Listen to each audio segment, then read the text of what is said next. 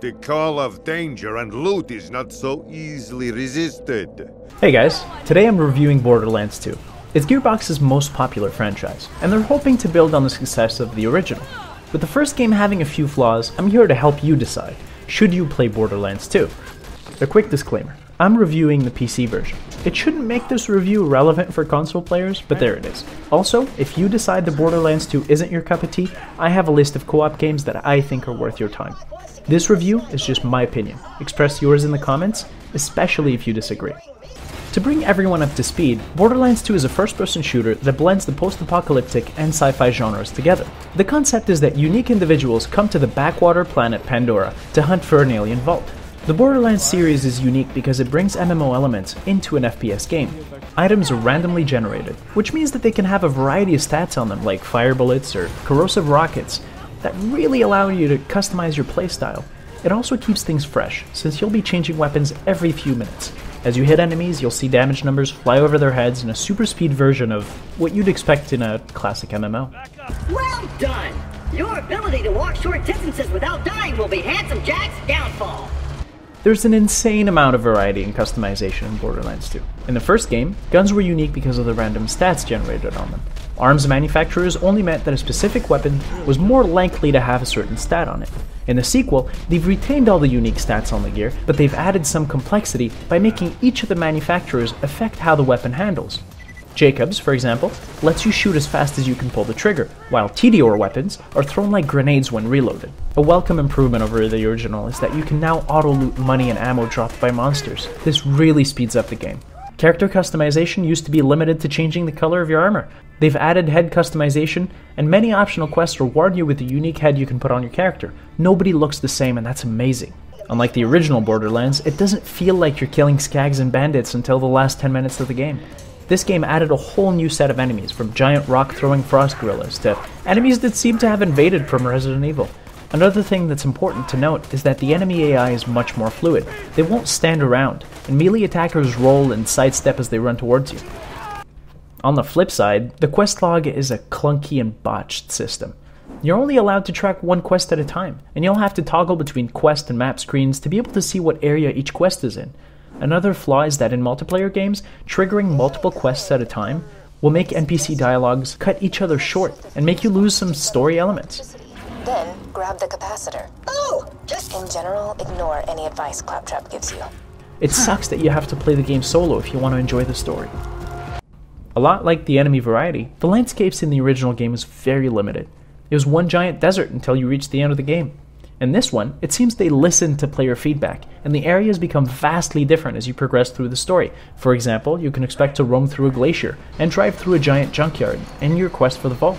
Yeah, which was awesome. You can't pretend that wasn't awesome.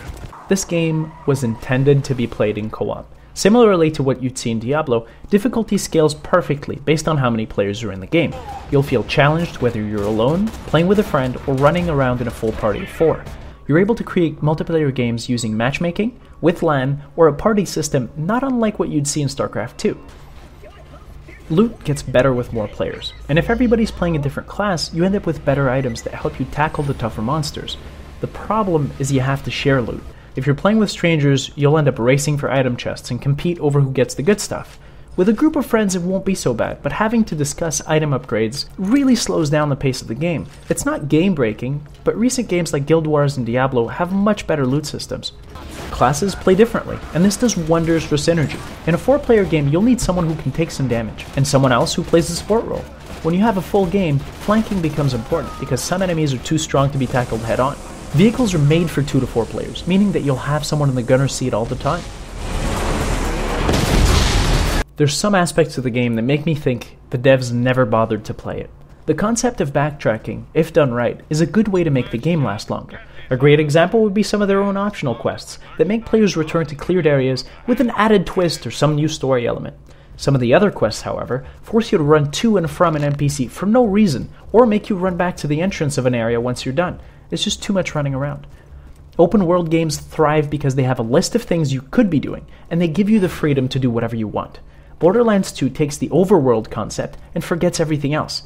I could brush it off in the original game, but now it's getting ridiculous.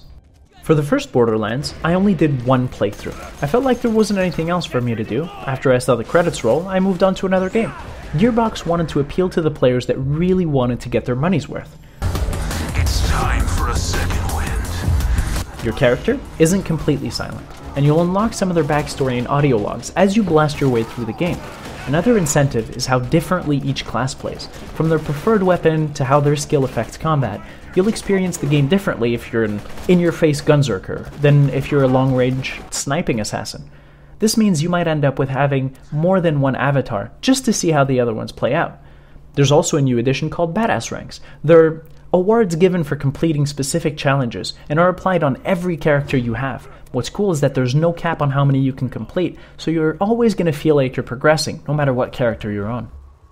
On a more technical side, there's a lot of players that have been experiencing low frame rates. That's due to PhysX not working properly with AMD video cards. A workaround is to set it to low, but a patch might be needed to solve the problem. Also, there's been connection issues with Steam Friends games. The connection times out or is lost, which makes starting up games take longer than it should.